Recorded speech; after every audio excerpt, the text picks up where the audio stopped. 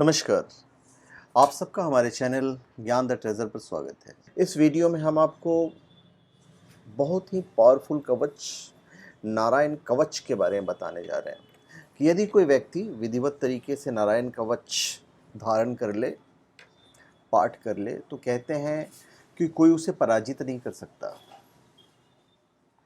मैं उस नारायण कवच के बारे में आपको बताने चाह रहा हूँ। और आप कोई भी स्पिरिचुअल प्रोडक्ट shivago.com या omja.com से प्राप्त कर सकते हैं। वहाँ पे आपको सारी चीज़ें जेन्युइन, ऑथेंटिक और लैब सर्टिफाइड मिलेगी। देखिए, श्रीमद् भागवत के 6ठे स्कंद के 8वें अध्याय में नारायण कवच का वर्णन किया गया है। पूरी कहानी भी मैं आपको बताऊंगा।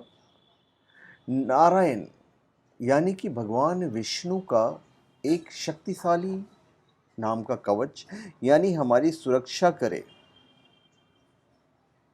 एक तरह से जो परिचित या अपरिचित शत्रुओं से जो सदैव हमारी रक्षा करे, ऐसा उत्तम कवच होता है नारायण कवच। इसका महात्म्य श्रीमद् भागवत के 6ठम स्कंद में विस्तार पूर्वक बताया गया है। और नारायण कवच भगवान श्री विष्णु को समर्पित है। और नारायण कवच का नियमित रूप से पाठ करने से जातक की समस्त मनोकामना पूरी हो जाती है। नारायण कवच को पढ़ने से जातक को सुख, सौभाग्य, समृद्धि, स्वास्थ्य आदि में लाभ मिलता है।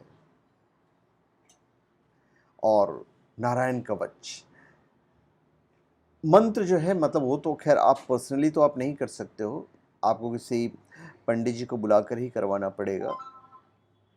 और विश्वरूप जी ने यह कवच देवता इंद्र को दिया था और इसी कवच को धारण करके इंद्र ने पुनः विजय प्राप्त की थी। नारायण कवच कैसे मतलब लाइमलाइट में आई, ये भी मैं आपको बताता हूँ। इंद्र को जब त्रिभुवन का ऐश्वर्य मिला तो वे सिद्ध, चारण, गंधर्व और अप्सरा आदि के साथ गर्व से थोड़े से मतवाले हो गए थे। और ऐश्वर्य का मद मतलब धन का जो मद होता है, ये तो आपको पता ही है, आदमी को थोड़ा सा एटीट्यूड वाला बना ही देता है। आज भी वही हाल है। तो उस समय देवताओं के जो गुरु थे, देव गुरु बृहस्पति, इंद्र की सभा में आए, किंतु गुरु के स्वागत में सिंहासन पर से इंद्र उठे नहीं। तो गुरु समझ गए ये इंद्र को अभिमान हो गया है, इसलिए वहां से लौट गए। और महापुरुष का अपमान मनुष्य का नाश कर देता है, और उसमें भी गुरु का अपमान। तो गुरु बृहस्पति अपना घर छोड़कर चले गए।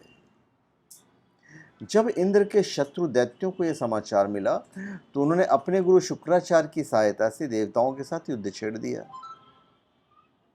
देवताओं डर गए और सहायता के लिए ब्रह्मा जी के पास गए। ब्रह्मा जी ने कहा कि तुम लोगों ने ऐश्वर्य के मद में गुरु का अपमान किया है, जबकि आदर तो हर हालत में त्यागी और विद्वान महात्मा का ही होना चाहिए, और फल तो तुम्हें भुगतना ही पड़ेगा। तुम्हारे शत्रु अपने गुरु की आराधना करके अत्यंत बलवान हो रहे हैं और तुम गुरु का अपमान कर रहे हो। वो तो तुम्हारा स्वर्ग छीन लेंगे। इसलिए तुम लोग शीघ्र ही प्रजापति त्वष्टा के पुत्र विश्वरूप का आधार ग्रहण करो, फिर तुम जो चाहते हो सब हो जाएगा।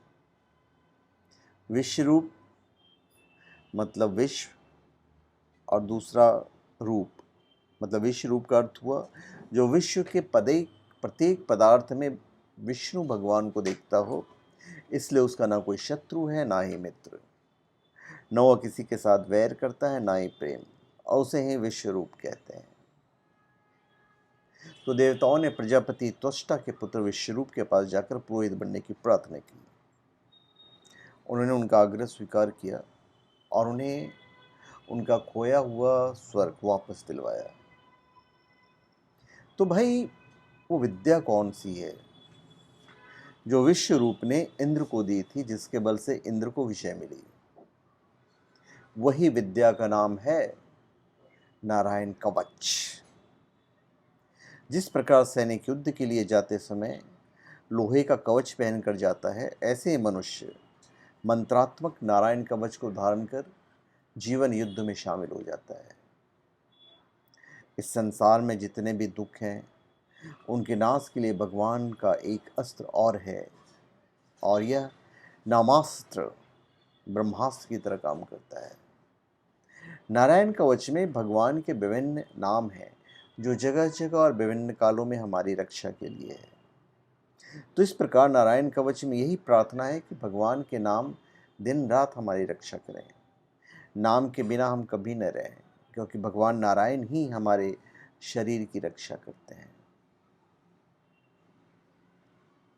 तो ये है नारायण कवच। विधि जो है ये हम आपको किसी दूसरी वीडियो बताएंगे। इसमें तो मुझे सिर्फ नारायण कवच के बारे में बताना था। और नारायण कवच को शरीर पर धारण करने की बड़ी भारी महिमा है। इसको धारण करने वाला यदि किसी को अपने नेत्रों से देख लेता है या छू भी दे तो वो भी निर्भय हो जाता है, उसे किसी का भय नहीं होता है।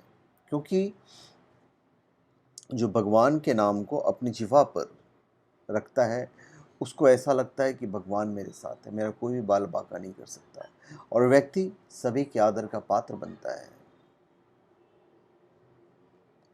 तो यही है नारायण कवच। तो धन्यवाद, आप सबका हमारे चैनल पे स्वागत है। आप हमारे चैनल पे सब्सक्राइब करें और अपने कमेंट दीजिए। धन्यवाद।